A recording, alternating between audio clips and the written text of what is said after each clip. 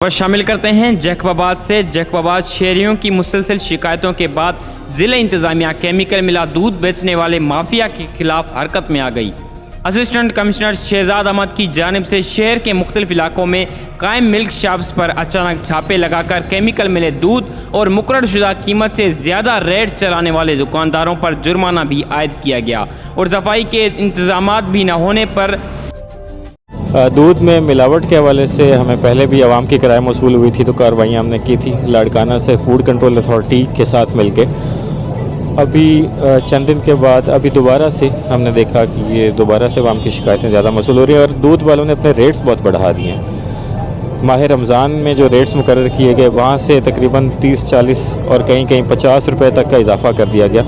تو یہ بالکل بھی عوام کے لیے مناسب نہیں ہے۔ اس لیے دوبارہ اس کارروائی کا آغاز کیا گیا اور اس میں ایکشن مزید ہم سخت کریں گے، جرمانے بھی زیادہ کریں گے، اور ڈپٹی کمشنر حفیظ سیال صاحب کی کلیئر ڈائریکشنز ہیں کہ اگر دودھ میں ابھی ہم تقریباً 4 سے 5 پوائنٹ میجر جو بڑے ہیں وہ چیک کر چکے ہیں، ابھی آگے بھی جا رہے ہیں۔ جتنے بڑے ڈیلر جہاں پہ زیادہ رش ہوتا ہے، جہاں سے زیادہ عوام کنزیوم کر رہی ہے، وہاں پہ ابھی ہم نے کیا ہے آدم خان پر